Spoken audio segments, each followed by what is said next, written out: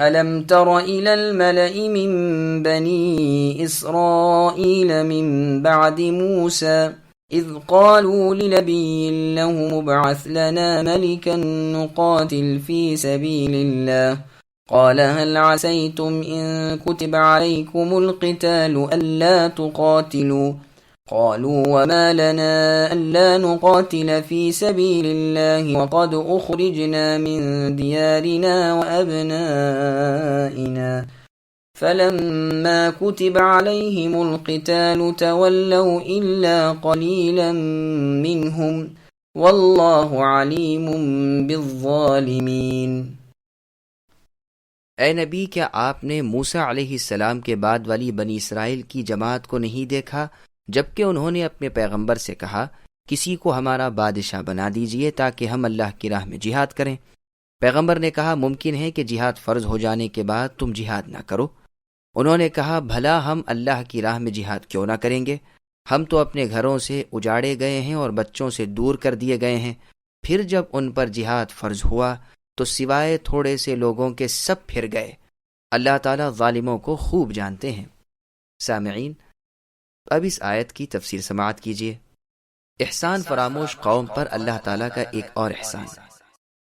جس نبی کا یہاں اس آیت میں ذکر ہے ان کا نام قتادہ رحمہ اللہ نے یوشع بن نون ابن افرائیم ابن یوسف ابن یعقوب علیہ السلام بتایا ہے، لیکن یہ قول کچھ ٹھیک نہیں معلوم ہوتا، اس لیے کہ یہ واقعہ موسیٰ علیہ السلام کے بہت بعد کا داؤد علیہ السلام کے دور کا ہے، جیسا کہ صراحتاً منقول ہے، اور داؤد اور موسیٰ علیہ السلام کے درمیان 1000 سال سے زیادہ کا فاصلہ ہے، واللہ اعلم۔ سدی رحمہ اللہ کا قول ہے کہ یہ پیغمبر شمعون ہے۔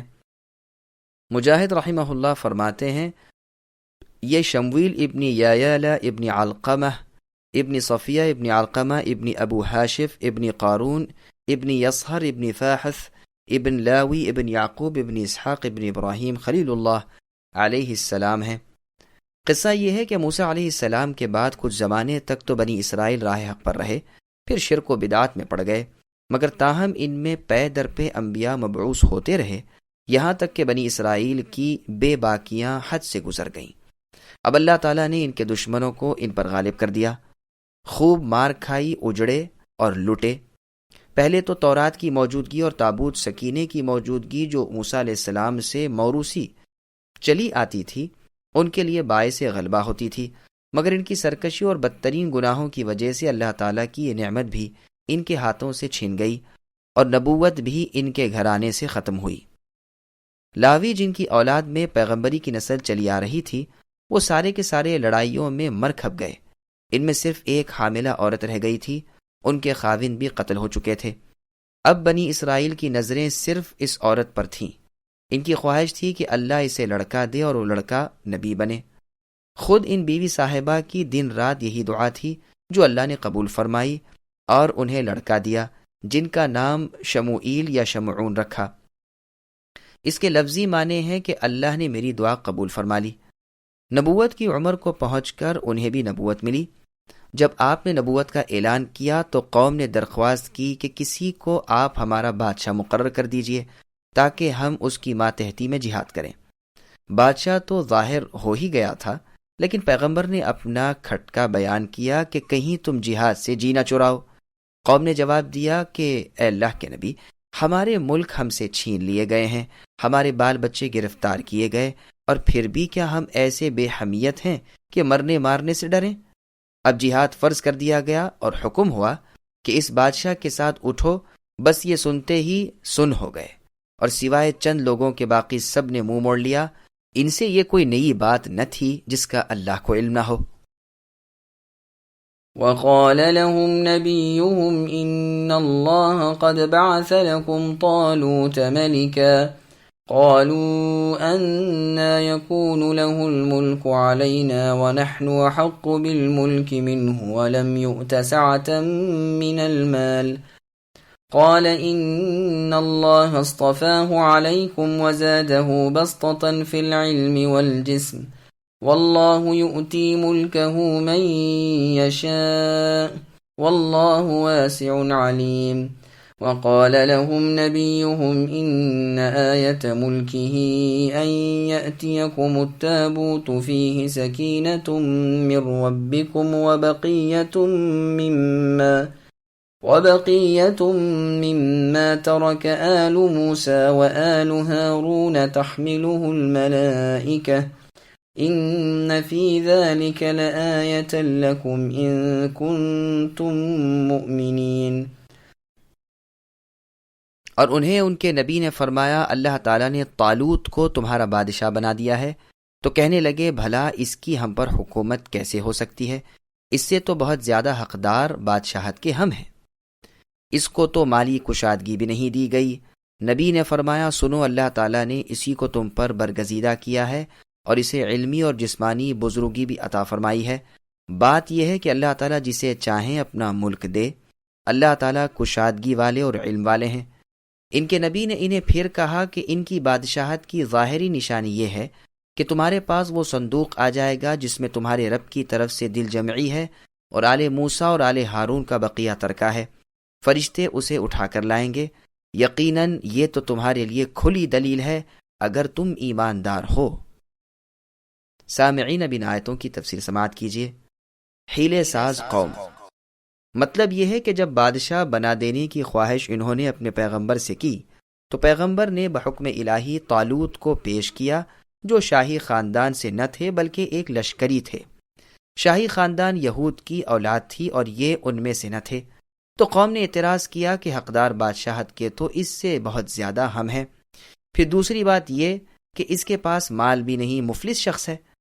بعض کہتے ہیں یہ سقا پانی پلانے والے تھے، کسی نے کہا یہ دباغ یعنی رنگائی کرنے والے تھے۔ پس پہلی سرکشی تو اعتراض کی صورت میں احکام نبوی کے سامنے ان سے یہ ہوئی۔ پیغمبر نے انہیں جواب دیا کہ یہ تعین میری رائے سے نہیں جس میں میں دوبارہ غور کر سکوں، یہ تو حکم الہی ہے جس کی بجاوری ضروری ہے۔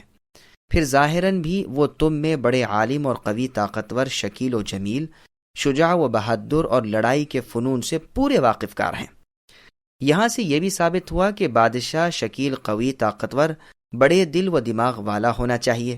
پھر فرمایا کہ اصلی اور حقیقی حاکم اللہ تعالیٰ ہی ہیں، ملک کے مالک فی الواقع وہی اللہ ہیں، جسے چاہیں ملک دیں، وہ حکمت والے، رأفت و رحمت والے ہیں۔ اللہ سے کس کی مجال ہے کہ سوال کرے، جو چاہے کر دیں، سب سے سوال کرنے والے کوئی نہ کوئی ہے، لیکن پروردگار اس سے مستثنیٰ ہے۔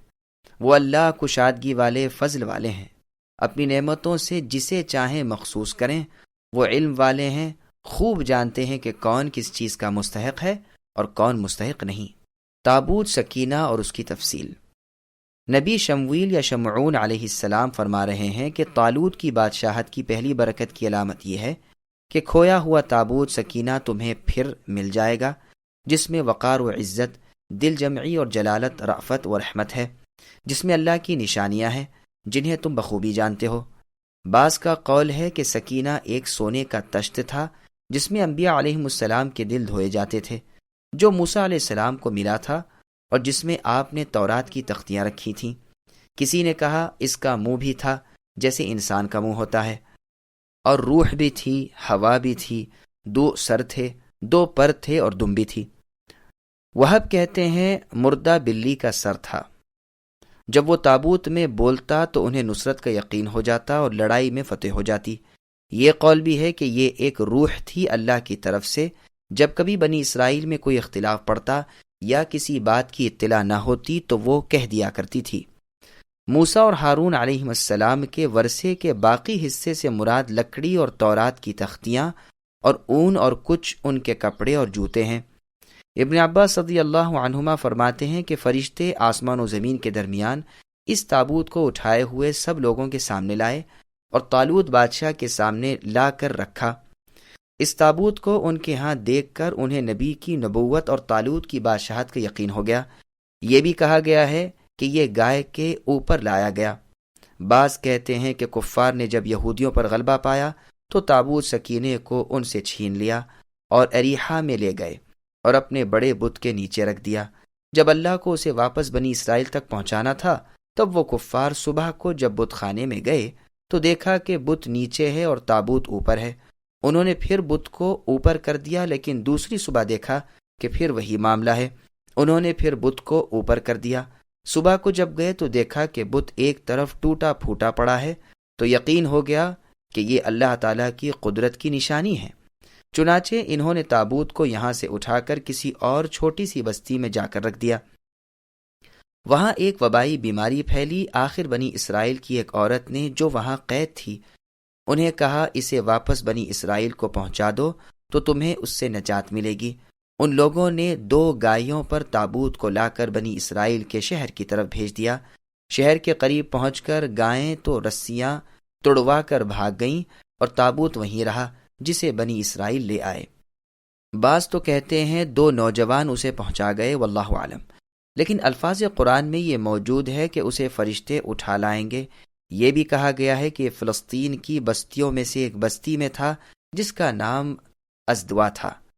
پھر آگے اللہ کے نبی شمعون یا شموئیل علیہ السلام بنی اسرائیل سے فرماتے ہیں، میری نبوت کی دلیل اور طالوت کی بادشاہت کی دلیل یہ بھی ہے کہ تابوت فرشتے پہنچا جائیں گے اگر تمہیں اللہ پر اور قیامت پر ایمان ہو۔